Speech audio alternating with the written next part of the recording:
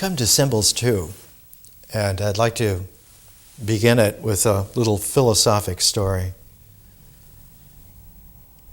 Two of the really famous philosophers of the early first half of the 20th century were Bertrand Russell and G.E. Moore, and they were both professors at Cambridge University in England, and they were two of the founders of mathematical, logical philosophy in a most strict form.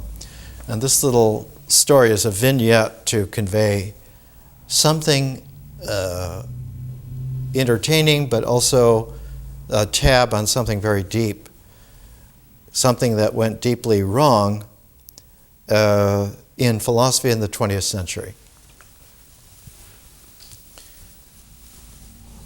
One evening, a little stormy, Bertrand Russell came into the living room of G.E. Moore, who was sitting with a Scottish plaid blanket over his legs in a basket with some fruit in his lap by a fireplace.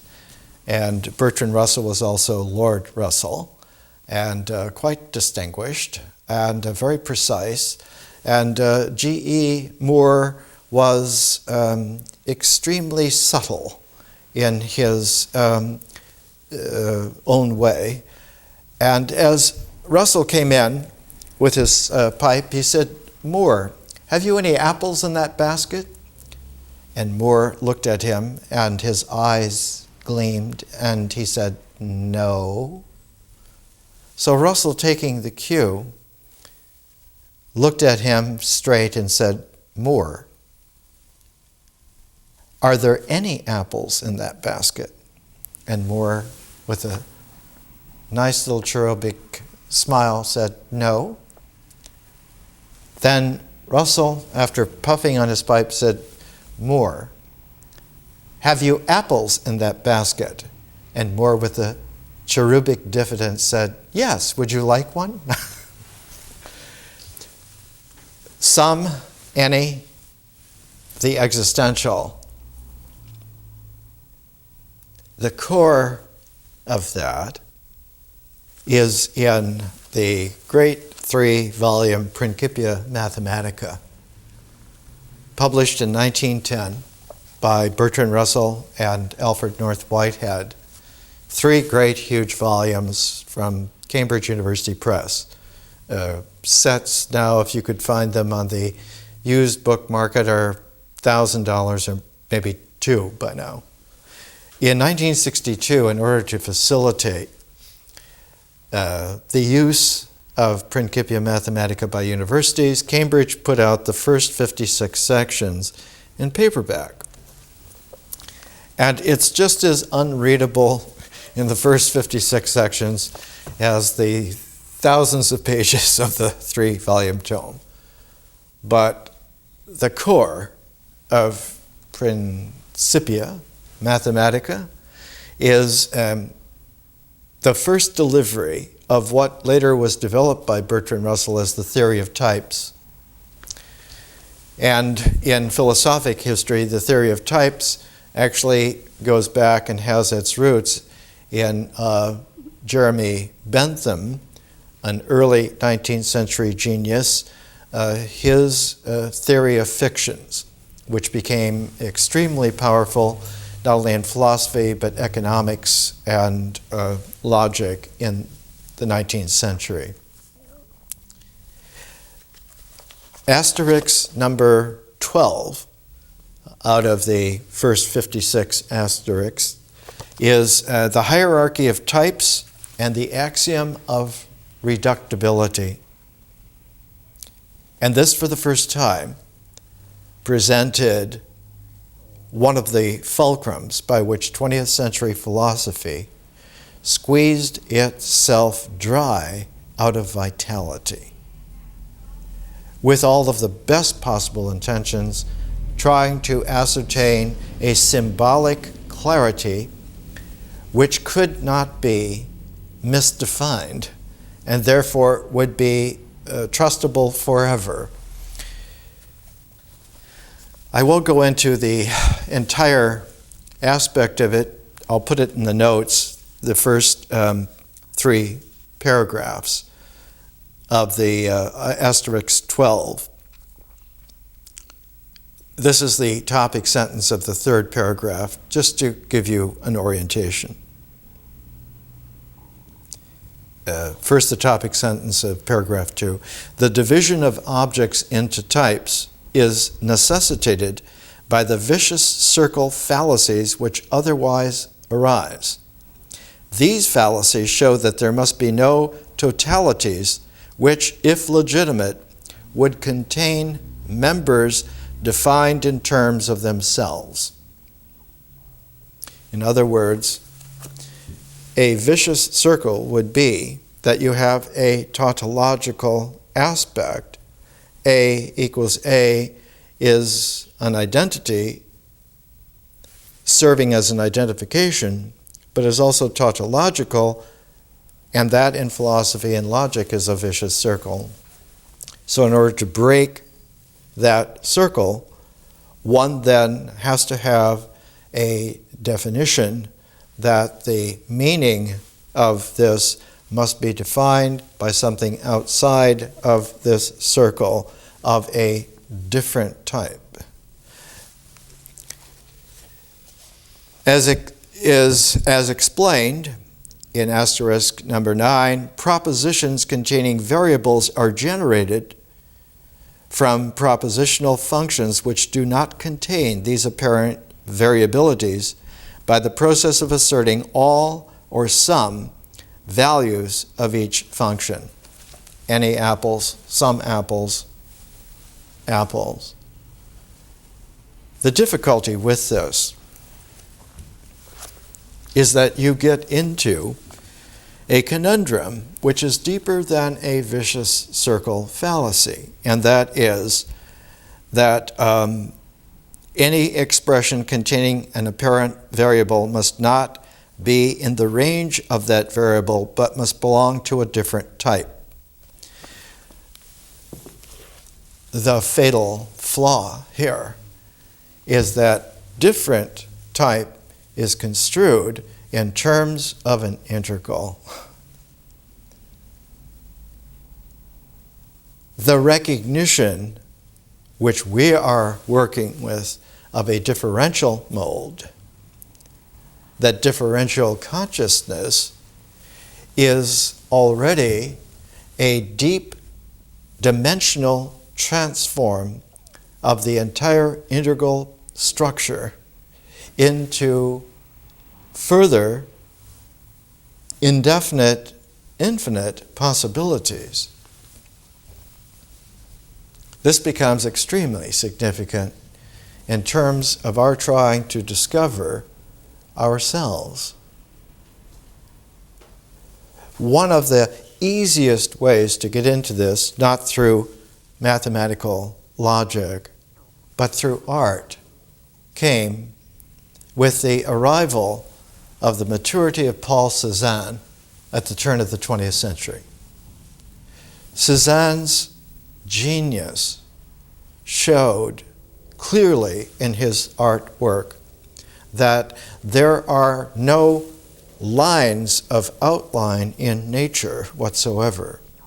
That as soon as you put a line, outline, you have entered into an abstraction which distorts through abstraction the vitality of nature, the veracity of experience that can participate with nature, and obviates the development of a visionary dimension out of which works of art could occur.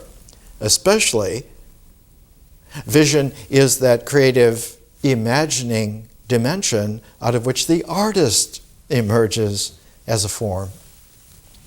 But that the artist emerges not as an existential form, which would be on our level of ritual phasing, nor does the artist emerge as an individual phenomenon, which would be in the symbols integral phase, but that the artist emerges as a prismatic form,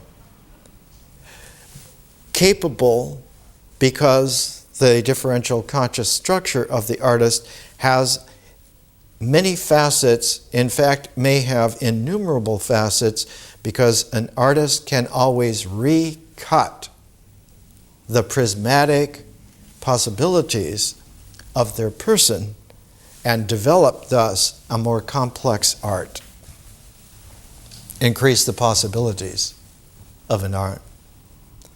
One of the all-time great exemplars of this, if one is able to collect even in reproductions, Rembrandt's self-portraits over a period of his life, one notices increasingly the ability of Rembrandt to represent himself with ever greater complexity. And one of the last self-portraits is almost like a shimmering gold light that seeps out of the compositional dimensions of the canvas.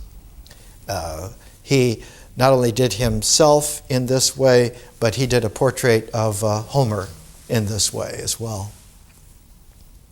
Whereas one looks at Rembrandt's work, and one of his early great paintings is Aristotle contemplating the bust of Homer, and when you look at the face of Homer in that, you get a kind of standard 17th century artistic atelier portrait of Homer, whereas his final portrait of Homer, like his final self-portrait, is just a shimmering gestalt that creates a kind of a space that Cezanne featured.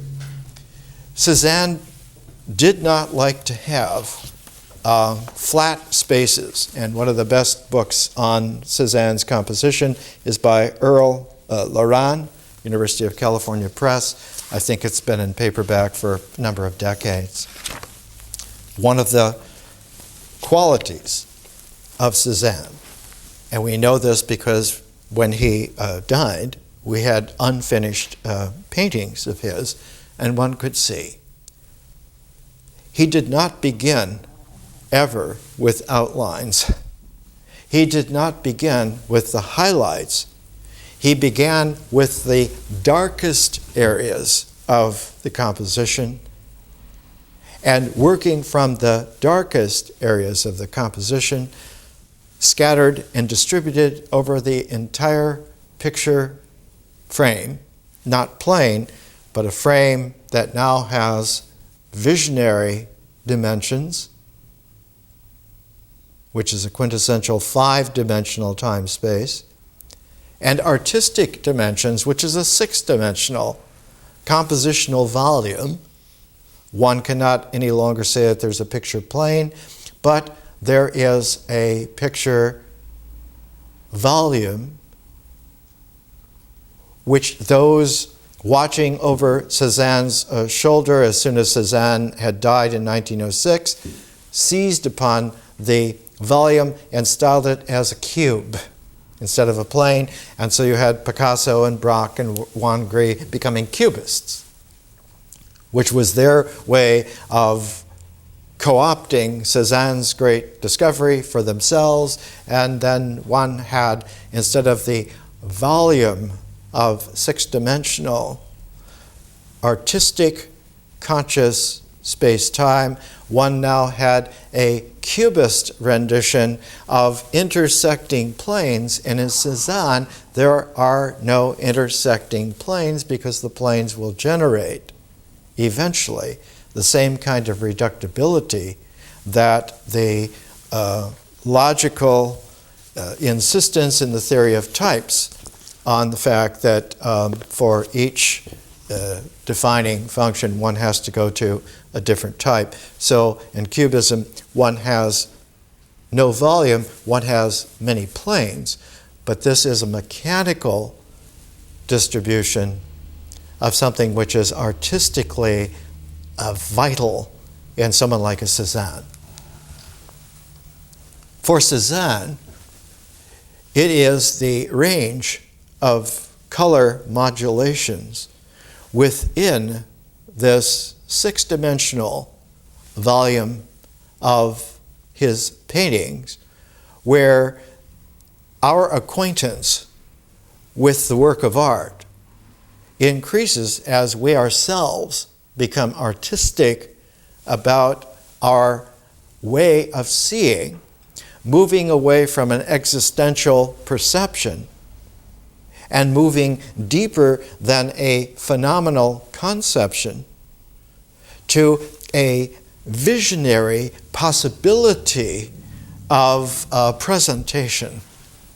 And so you find in Cezanne's work the mottled modulation of lights and darks in ranges of color to gift anyone who can see deeper, finer, with more possibilities, an increased capacity then for that work of art to keep emerging more and more as a work of art with more and more possibilities as not the observer, but the observer become an artist themselves. Someone who is able to appreciate art is also a part of the artistic process. Just as somebody on the mythic level of having their experience, their ceremonies participate with nature, on the artistic level, the observer has their experience participate with the visionary process out of which the work of art emerges. It emerged out of a visionary process for the artist. But when you are appreciating it, that visionary, aesthetic, creative process includes you with the artist, so that the work of art now emerges just as your appreciation begins to hone itself and refine itself. It becomes more complex than existential, more complex than phenomenal. It becomes a living, instantly spontaneous, prismatic form in aesthetic volumes of six-dimensional, conscious, artistic space-time. So that a work of art is instantly real when you are participating with the complexity of the visionary sourcing of that work of art. One way of expressing this esoterically at one time was the great Turkish Sufi con man, rascal leader Gurdjieff, who did a couple of esoteric books and then a third esoteric book, which was only distributed to those who had gone through what he called the work at the Fontainebleau chateau outside of Paris. And the title of it, I Am Only Real Then When You Are. Please turn off all phones. It interrupts the sound on the recording. We get glitches on the DVD.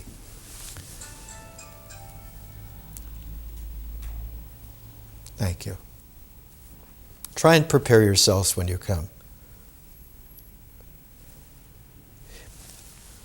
We're looking at why it is that in the 20th century, the symbolic mind squeezed itself dry and left a series of reductive shoals upon which the bones of Western civilization lie forever, like fossils of a progressive extinction. And we have been left orphans in a shrunken pond where there is hardly any room to swim or maneuver or navigate. And so we are doing something that is not just in response to that certain extinction of not only ourselves, but life on this planet. We're transforming all of it from the darkest areas in towards the light, like a Cezanne composition. And so our 2-year learning civilization is a great composition, a series of symphonic phases that come together in a very large composition. Its time duration for delivery is about 14 times Wagner's Ring cycle, so it's very large. So you're participating with an artist who works with huge forms, and it takes 2 years of performance in order to deliver this drama. Our phases help us to recalibrate so that we do not get into the logical, symbolic, dead-end thought, nor into the faux creative, false aesthetics of bogus art. One of the most poignant critics who understood Cezanne was Clive Bell, and his book Since Cezanne came out in 1922. Clive Bell married Virginia Woolf's sister Vanessa, and instead of being Vanessa Stephen, like that was their original name, she became Vanessa Bell, and as Vanessa Bell became one of the world's great designers. She and another member of their coterie called the Bloomsbury Group, Duncan Grant, designed the interiors of some very major homes in London, in England, and then they were commissioned to design the interiors of the Queen Mary. Their designs were not used, but they designed the enormous interiors of the Queen Mary, so she was really somebody in her own right. Clive Bell, in Since Cezanne, says right at the beginning that Cezanne is extremely important to all of them. He says sometimes I was writing of theory in this book, sometimes of practice, but by means of this preface, I hope to show why, at the moment, these two, far from being distinct, are inseparable. Theory and practice. Now, practice is a ritual comportment of action, the practical.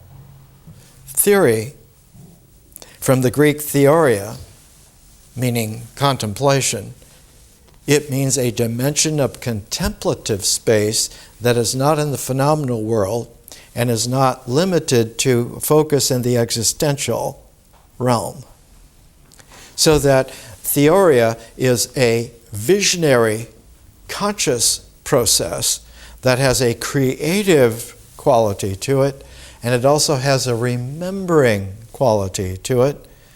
And it is out of theory, then, the forms that emerge are not pragmatic in terms of practice, but they're prismatic in terms of theory, visionary theory, differential consciousness.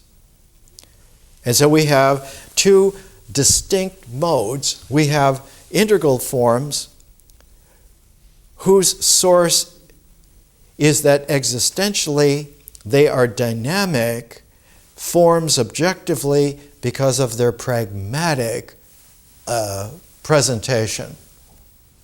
And they can be represented in the mind symbolically, but only in an abstract way. Whereas art forms are never representational, they are always freshly presentational in more dimensions than existentiality itself had, and in transforms of the dimensions of phenomenality in the symbolic mind. One of the upshots of this is that in a practical world, the outline of the figure, of the figuration, is the defining boundary of what it is. And that outline, that figuration, will generate in experience, in images, in feelings, in language, a configuration. And the configuration will be the process of the figures in their motion, except that there is a difficulty here. The original motion, the original movement of existential figures is not in the mythic horizon of experience, but is in nature. And what happens in symbolic thought, not being able to recognize this, rituals are retroactively projected from the mind and not developed in their originality from nature. And so rituals now become reductive rather than their original quality of vitality. The original rituals of existentials are the traction upon which life occurs in the first place. It's the traction upon which existential unities appear in the first place. And they appear not statically, but iteratively, vibrationally dynamic. If you have a volume of gas, say carbon dioxide, every molecule of CO2 will have its own individual unity of response to the conditions, the thermal, the pressure, whatever it is. If you get a measurement that you have condensed this CO2 to such a coldness that now it becomes dry ice, becomes solid, every single molecule and that piece of dry ice had its own individual trajectory of becoming a part of that dry ice. It is an illusion to think that they all simultaneously responded abstractly exactly alike. The mind deceives itself in just this way to not only have an illusion of what is existentially real, of what nature is fertile of doing, but it forces a belief of this illusion onto experience, not directly onto experience, but by corralling experience within the definitional confines of the ritual and symbolic objectivities, so that experience becomes an abstracted prisoner of the mind and its coerced ally of ritual action. In this way, we become progressively jailed by the success of such a distortion, and the illusion becomes a source of delusion. And the more that one not only believes in the illusion, but feels that it should be this way, that images that do not confirm that it is this way must be weeded out, and that language must be very clear and precise, to not say anything imprecisely because it might lead to questioning. Are these images right? Are these feelings in tune? Is our language correct? And increasingly, one gets into this kind of reductiveness that became catastrophically a nightmare in the 20th century. We, in the beginnings of the 21st century, have inherited a world of the living dead. It is a zombie landscape unable to recognize anything creatively new. And what we're presenting here is a phrase in the Midwest 50 years ago used to be brand new. It's a new brand. You've never seen it before. It's never been here before. It has heritages. It has resonances. It has a harmonic of many sets. It can be not just confirmed, but it can be sourced and harmonized on every culture on the planet, every language that has ever been used, including future ones. What is important here is that in order for us to have some way to generate what we are doing that is so new, that combines the pragmatic with the prismatic in a working complementarity, we have to pull a kind of sleight of hand ledger domain on the source fulcrum, the favorite tool, the favorite instrument of the symbolic mind over the past 2,000 years. The favorite tool by which the symbolic mind has written not only its own development, but the social world that has come to occupy almost every square inch of the planet. The favorite tool was the book. And so we are taking the book and doing a jujitsu with it. Instead of taking a book as a text, we pair books together so that now their text existentiality is not sustainable, and their phenomenal individuality is not sustainable, but only their ratioability and proportionateness. And so what we do is we co-opt the book into a radical recalibration that has both a fresh process and a freshly emerged form. And that freshly emerged form will not be existential or phenomenal. Its form will be aesthetic. And art is it is the most precise way in which this can be not only presented out of visionary theory, but is prismatically developable in works of art. Cezanne, as we've been talking about, was indignant about being compared to certain artists that he considered illusionists. Someone, to use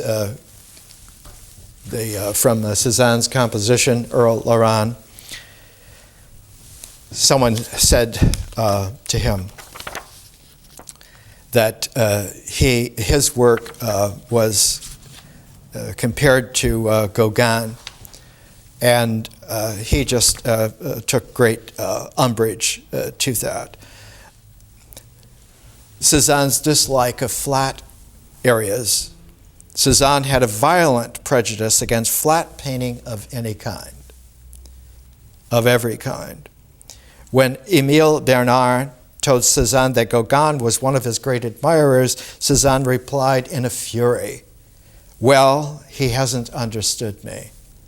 I have never wanted and I shall never accept the absence of modeling or of gradations. It's nonsense. Gauguin isn't a painter. He has only made Chinese images." The outburst did not merely express resentment that Gauguin should have stolen his little sensation and paraded it before the public. Cezanne expressed contempt for all painting that was not rounded or modulated. According to Gasquet, Cezanne considered Cimabue clumsy, Fra Angelico naive. There's no flesh on those ideas. I am a sensualist, he would say. perfectly justifiable, it seems, to assume that Cezanne's reaction to early Christian art and to Oriental pictures was very much like the traditional conventional interpretation, namely that such painting is entirely lacking in deep space. But it isn't just deep space. It is the scintillation of visionary space that is fertile through a creative imagining, remembering, differential conscious remembering, a differential creative imagination that is transformed out of the mind, out of imagination, where it was a structure. Now, instead of being a solid, like the imagination in the mind, creative imagination is fluid. And in its fluidity, it flows with the remembering function of vision. But they do not flow in lines. They flow in like scintillating qualities, as if it were like a snow of sparks in a completely velvet field of open darkness. I remember one time seeing in Berkeley, California, a presentation by Thomas Hornby, who was on the first American expedition to climb the South Col up to the top of Mount Everest. He lost his toes to frostbite and so forth. And after his presentation and talking with him, I had a dream that night that there was the sharp peak of Mount Everest and a golden spark snow blizzard was blowing off the peak of Everest. And I was like a large bird flying and seeing this and understanding it. And it was only a week later that I came to, for the first time, realize that the early Vajrayana monastery of Milarepa was in fact on the slopes and caves of Mount Everest. That the quality of the creative space out of which works of art and spiritual persons emerge is like a scintillation of sparks of light and of velvetly darkness, but the sparks must emerge out of the velvet open darkness. It is dark because it is open and becomes light without a glare because the sparks maintain itself. Just like UFO phenomena do not glow like light, but they occur as light within a multidimensional dark presentationalness, which to a sight is actually invisible. The infinity of the cosmos is invisible to us. It is not a function of visibility. It is a function of the complete complementarity to the electromagnetic spectrum. In modern 21st century astronomy, it's called dark matter or dark energy. Only 4% of what is visible in the cosmos is in that electromagnetic wedge of spectrum called perception. 96% of it is in the dark areas. And like Cezanne, we work with the emergence from the dark infinities, not because they are dark, but because they are infinite and do not confine themselves to existentiality or phenomenology. They are not confined at all. They are not defined at all. They have no outline. They are, in fact, the field itself out of which both process and form have their dance. Let's take a little break and then we'll come back.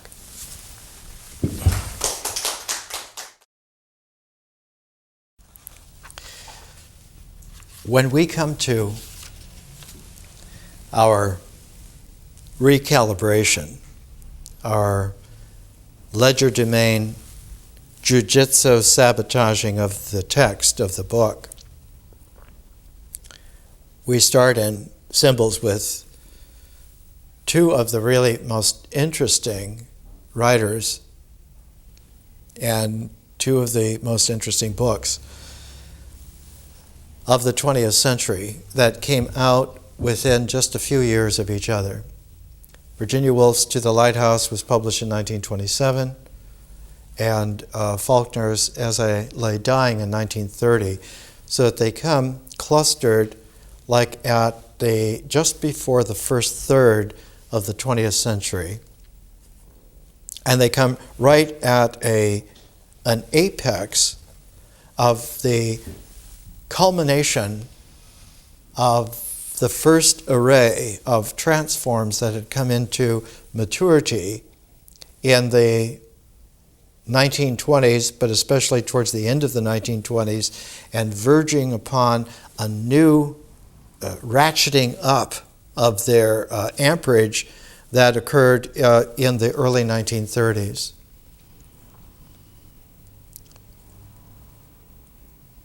One of the ways to understand this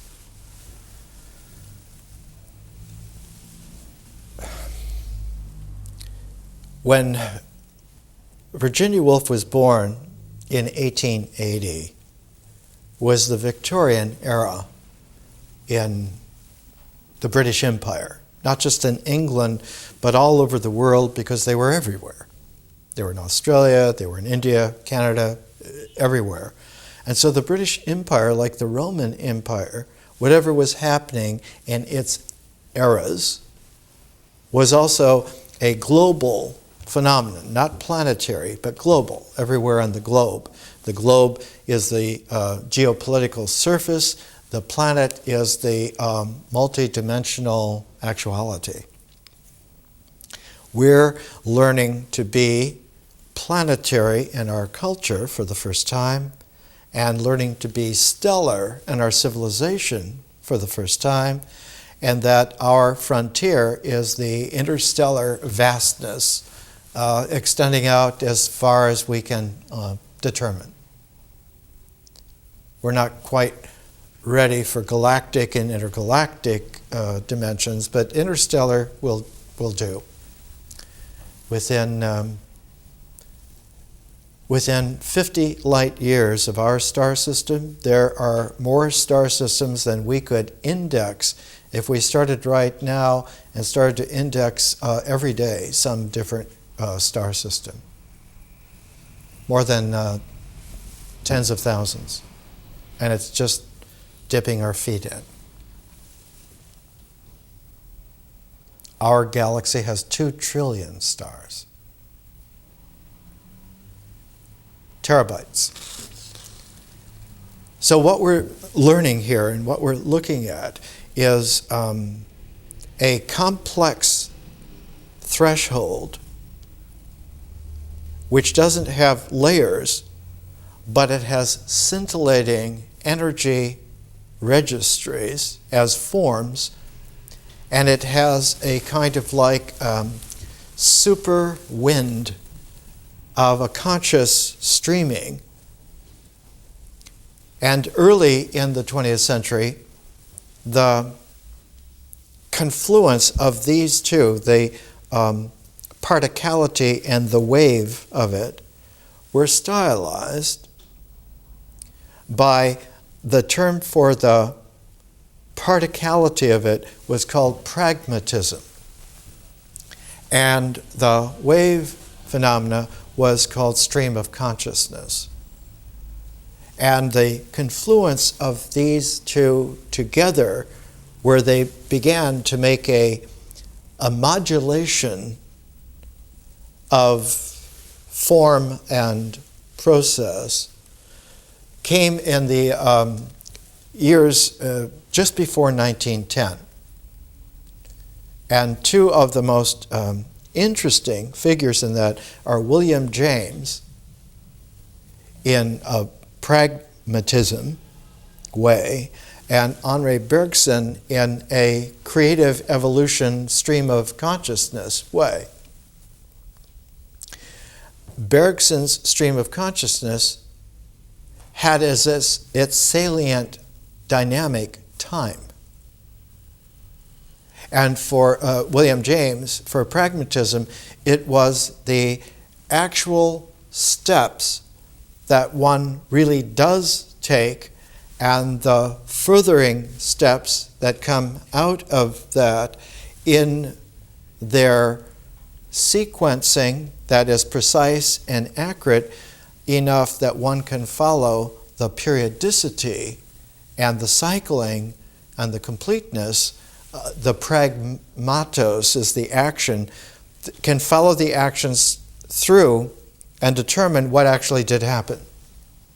One is pragmatic because one knows in detail enough what it was that really happened and is happening or will happen, and therefore one can do a much more realistic modeling rather than taking a sampling or guessing. But the stream of consciousness is not based on the form particularity so much as it is based on the temporal continuity. And Bergson used the French word for that, durée, that time is a duration. It's not measurable in instants. You can't measure it in seconds or minutes.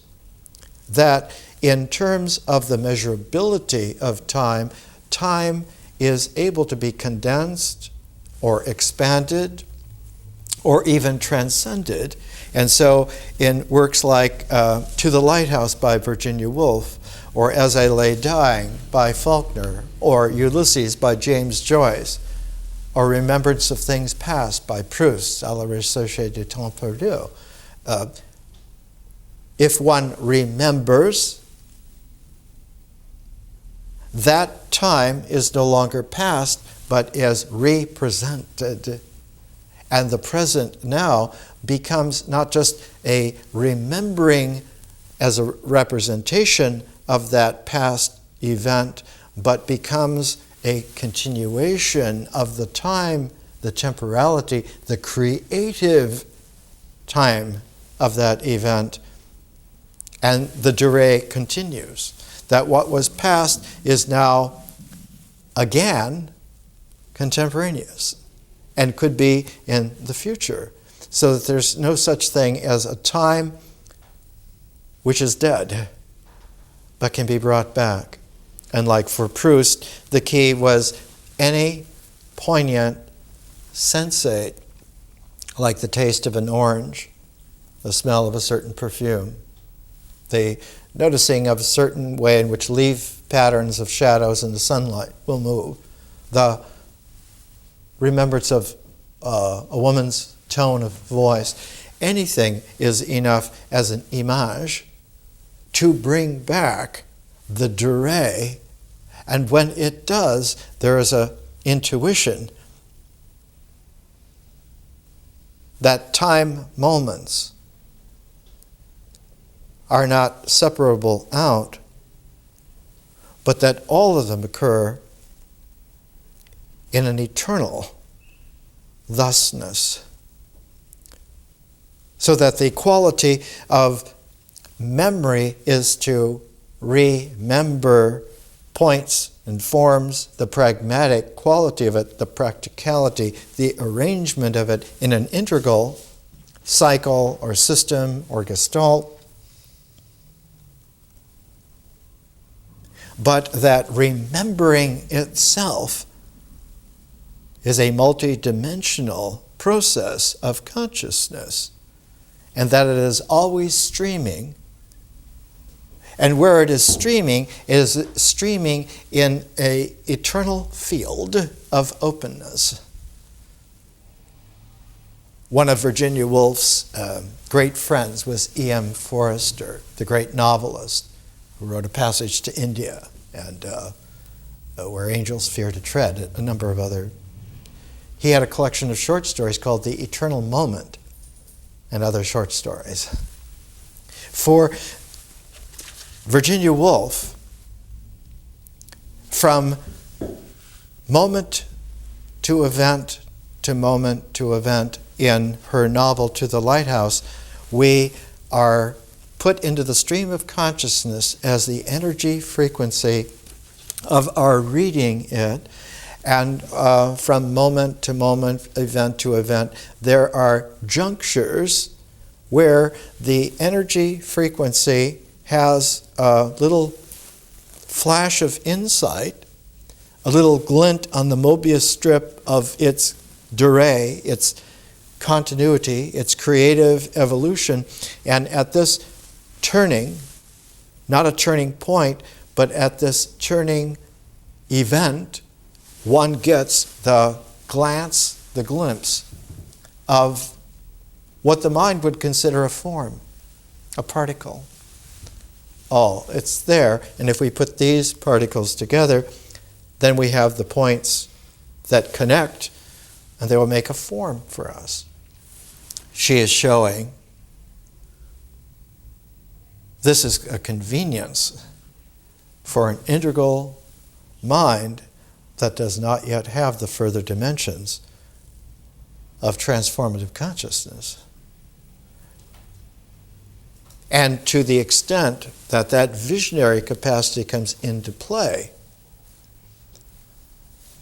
as a quality of dynamic, beginning to equal that of experience and to equal that of nature, then what emerges is an artist.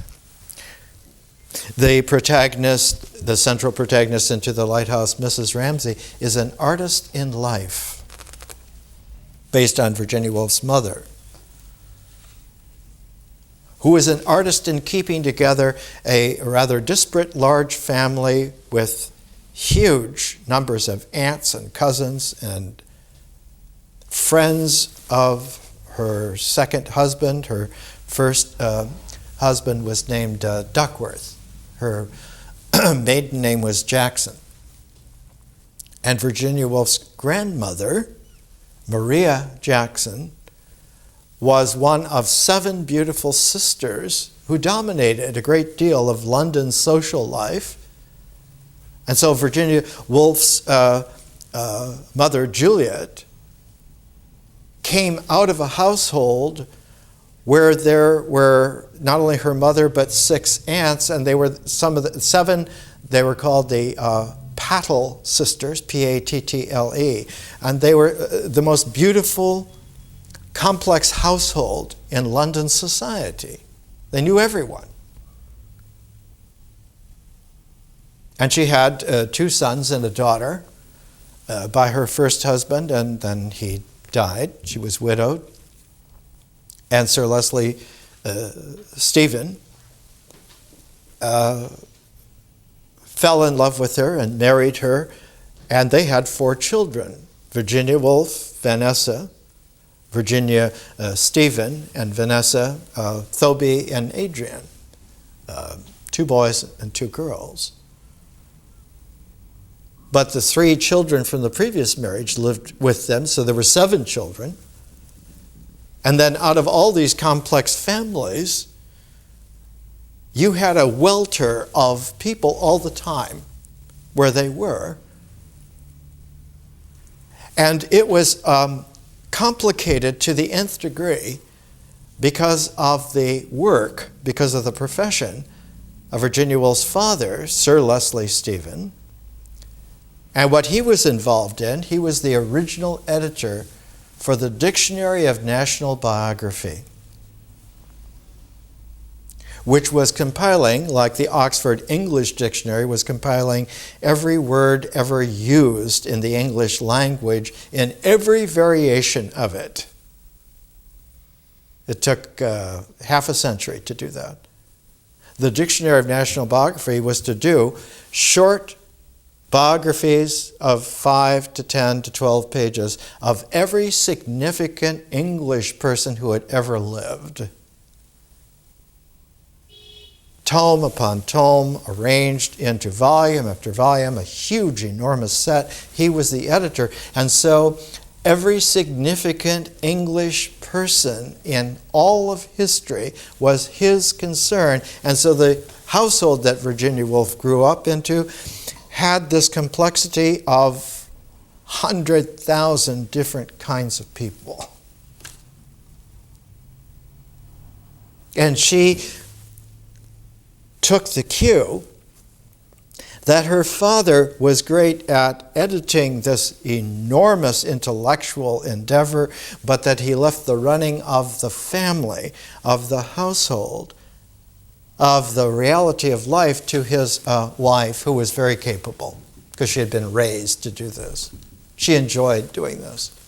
She was an artist in life, that she could bring together her children and her husband and their friends and relations and all of the different figures from whatever time on whatever social level, and she could orchestrate events where everybody had something to love and to enjoy. And one of the great things that she was able to do was to introduce a durée, a creative evolution frequency in the home. And their home still exists. Was number 22 Hyde Park Gate in London, and became one of the great salons and locations in English history in London. When the mother died, Virginia Woolf, Virginia Stevens still at the time, was only 13 going on 14. She had a breakdown. She was unable to psychologically function for quite a number of months.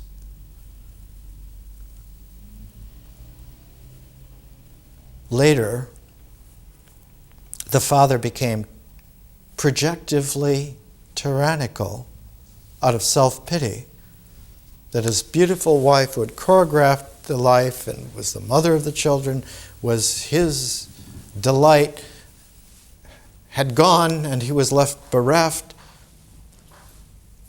And so the oldest girl, Stella Duckworth, took over managing the household and did the best she could. But then she fell in love and got married and went off on a honeymoon. And when they were coming back, the by now grasping old Sir Leslie Stephen prevailed upon her and her new husband to take the house across the street so that she could continue to take care of him. And when she died within 2 years, it was left to the next oldest girl, Vanessa, the sister of Virginia Woolf, to take over this. And then they went on a trip to Europe. They went to Greece.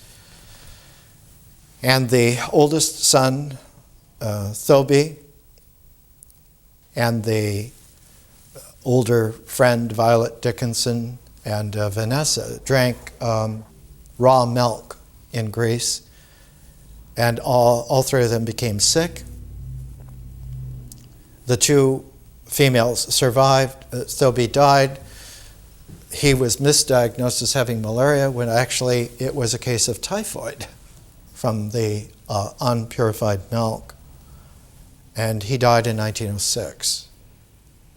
And it left a complete vacuum because Vanessa, within 2 days, agreed to marry Clive Bell and to get out of this increasingly strangled household, this confined domain of a self-pitying masculine figure, no matter how intellectually great he was and challenging he was, had become super dominating.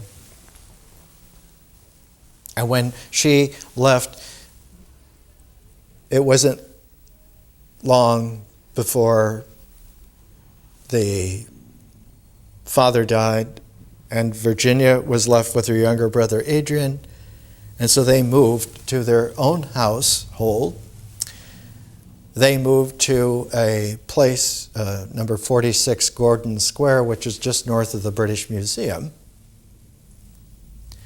The Hyde Park Gate residence was in a very high-class area of London. And just north of the British Museum in Gordon Square, it was like a little bit too bohemian for their relatives to go in that area, that district. Like moving from Beverly Hills to down to Hollywood. It was a freeing moment for them because they were able finally for the first time to begin offering their own kind of salon to their own choice of friends. And the core of that was an interesting group that had originally had its seeds at Cambridge University, not in the city of London, London society like New York society, whereas the group from Cambridge was like a group of Harvard graduates getting together in New York and not being New Yorkers, ostensibly. The Cambridge group was a group that had been founded in the early 1800s. It was simply called among themselves the Society. It was the creme de la creme of the intellectual genius, and only 1 or 2 people per year could ever join, and they had to have the approval of everyone else. From the outside, the society was called the Apostles. Later versions of this would be the Skull and Bones Society at Yale, etc., etc. The cream of the cream followed the lead of G.E. Moore and Bertrand Russell, with whom we began today's presentation. They were considered, especially Bertrand Russell, as the acme of the intellectual preciseness that the 20th century was going to prove that all the previous centuries were absolutely superstitious compared to now the precision that was going to be there.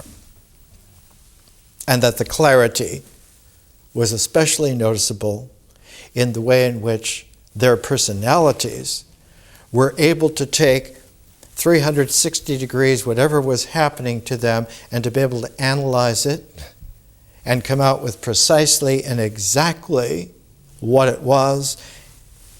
Virginia Woolf, in her permutations, in her travails, not only the breakdown on her mother's death, but an even deeper breakdown, almost into madness, on her father's death, and coming back and back again from this, she began to look in between the precision of Principia Mathematica points to try to follow the flow artistically of the energy waves that were being choreographed by especially feminine major artistic personalities like her mother.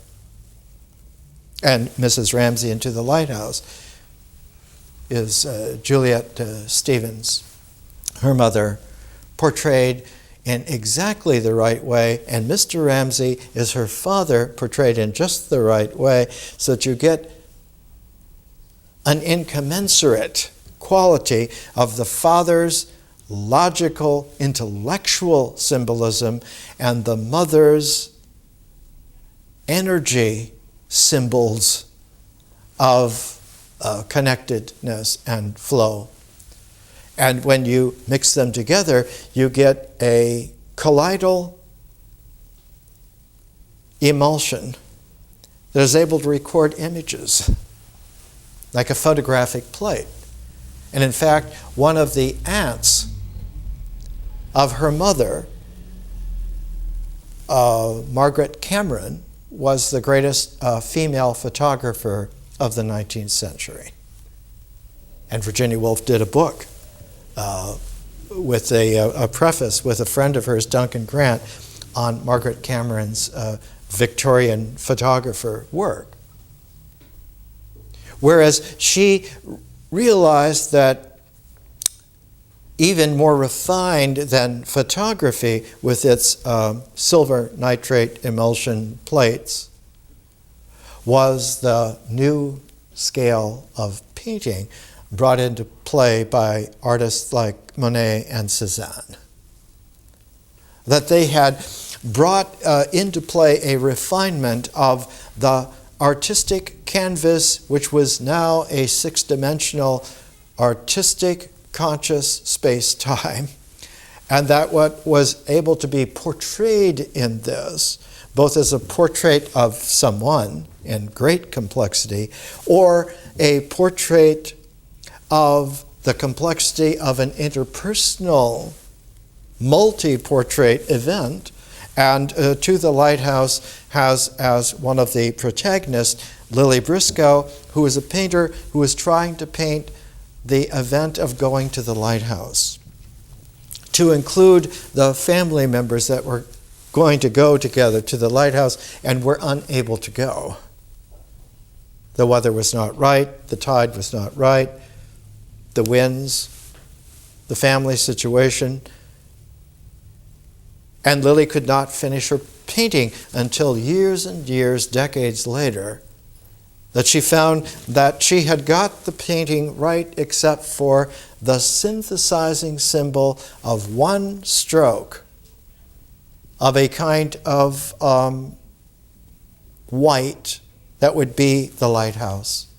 The actual lighthouse is in St. Ives, which is on a bay of Cornwall on the northwest coast, and it's called Godrey Lighthouse. But in the novel, it's set off the Scottish coast, the wild west coast where the Hebrides Islands are. It is a vision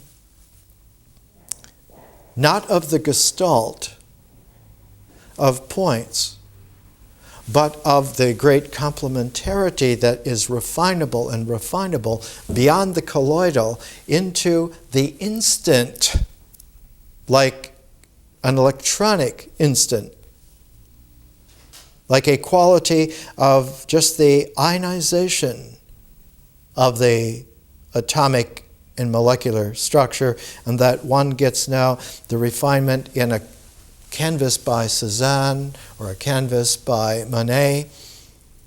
The refinement is enough to present not the existential figuration of someone and not the phenomenal mental picture of someone, but to present the six-dimensional person of the spirit of someone. And now you have art.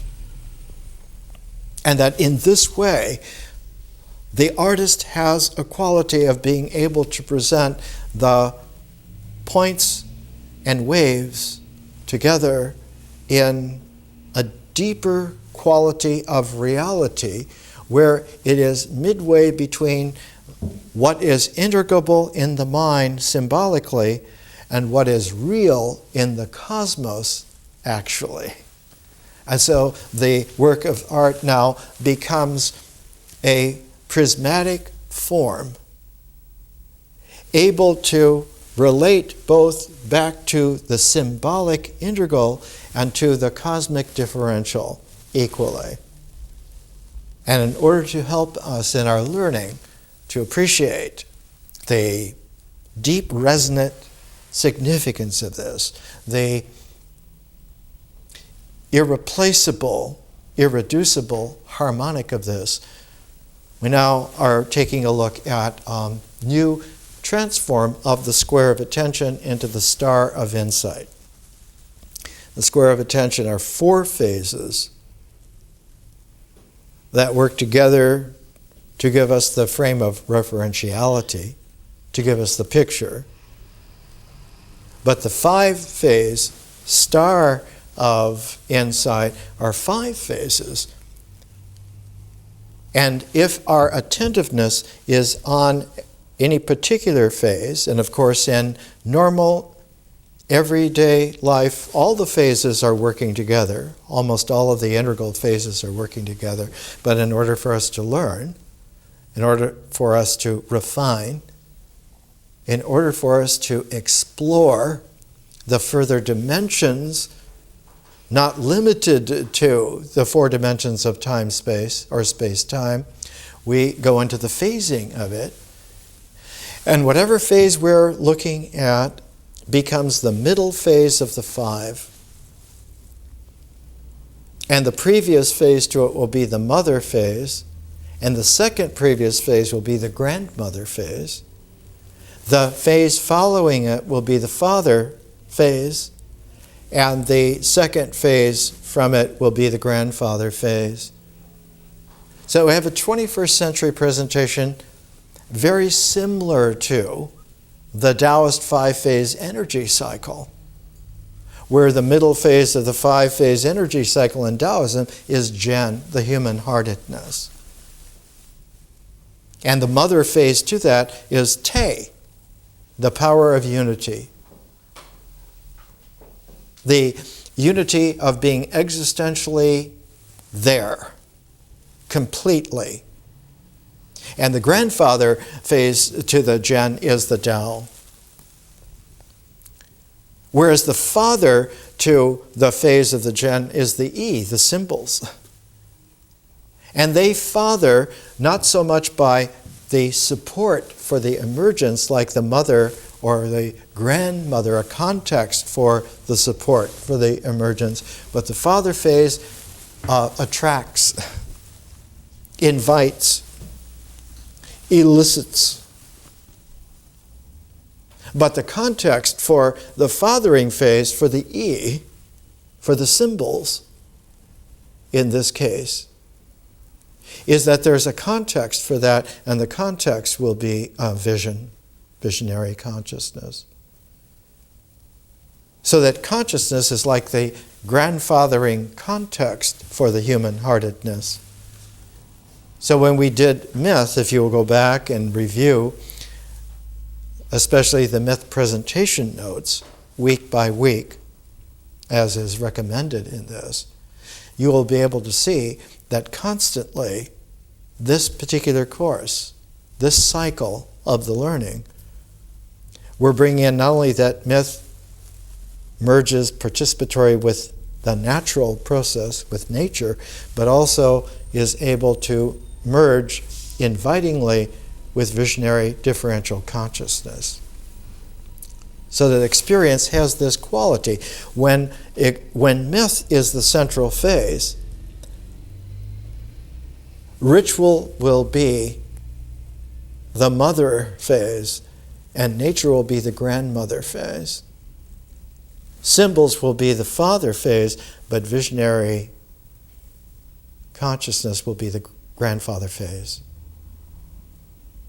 When we move, when we shift, just like with the squares of attention, when we shift to the next square of insight, where the grandfathering phase will be art, the fathering phase will be vision, and the phase at the center will be symbols, where we are now. And the mothering phase to symbols will be myth, but the grandmothering phase will be ritual. And so one gets an interesting thing that with the symbolic mind, it is set in a complex, resonant focus where its parentage as symbols, as the symbolic mind, its parentage is experience and consciousness. But its grandparents will be the ritual, pragmatic forms of existence and the artistic, prismatic forms of the creative person. So that now the symbolic mind, instead of being reduced, it is given a double resonant context. And we don't have to go any further than that kind of a complexity in order now to have a very interesting recalibration of everything. A recalibration of what the mind is, a recalibration of what action is and what it can do, a recalibration of art. Everything comes into play in a different way. And one of the qualities that is important here comes from this book, Cezanne, by Clive Bell, the brother-in-law of Virginia Woolf, the husband of her sister Vanessa Wolff. He says of Cezanne, and we read this previously in the first half, sometimes I was writing a theory, sometimes a practice. By means of this preface, I hope to show why, at the moment, these two, far from being distinct, are inseparable. That movement in every turn and twist of which the influence of Cezanne came into existence contemporaneously, almost with this century, 1900, and still holds the field, 1922, sets artists thinking and even arguing. His practice challenged so sharply all current notions of what painting should be that a new generation, taking him for a master, found itself often, much to its dismay, obliged to ask and answer such questions as, what am I doing? Why am I doing it? And now such questions lead inevitably to an immense query, what is art? What am I doing is a ritual phase question. Why am I doing it is a myth phase question. And what is art is a symbols phase. It's not about art, it's about the symbolic mind. What idea do I have of what art is doing? Once the transform of quintessential visionary consciousness comes into play and is able to emerge art forms of the person, of the artist, of the spirit, now one has different transforms. The first question is, what could I be doing? Which is a visionary phase question. Who might I be doing it? Is a really aesthetic art phase question. And whatever might such could be is a historical phase question. And they accumulate in their transformed resonant questioning. So then, what is thus is a science phase questioning, which envelops not only the three conscious transforms questions, but the three questions from the integral as well. The star of insight is as powerful an idea as the square of attention. And those two together give us the beginnings for a much deeper quality to symbols. I want to read one paragraph from As I Lay Dying. This is from William Faulkner, and we'll begin here in Symbols 3 next week and take off from there to show. There is no narrative in As I Lay Dying. There are only the characters whose streams of consciousness occur as long as we are reading just their sections. And then when we move from one character to the next, we're in someone else's stream of consciousness. So the book itself is like a tapestry of several dozen streams of consciousness, which are woven not in the book, but are woven with ourselves, our attentiveness as the shuttle that moves on the loom, which the author has presented for us. The warp and the woof are all strung out and ready there, but it is us in our reading that is the shuttle that does the weaving. Jewel and I come up from the field, following the path in single file.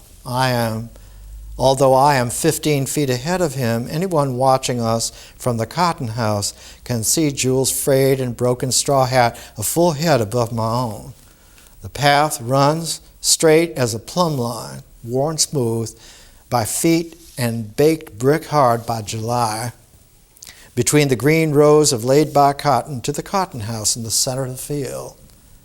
Where it turns and circles the cotton house at 4 soft, right angles, and goes on across the field again, worn so by feet in fading precision. The cotton house is of rough logs from between which the chinking has long fallen, square, with a broken roof set at a single pitch. It leans in empty and shimmering dilapidation in the sunlight. A single broad window and two opposite walls, giving onto the approaches of the path.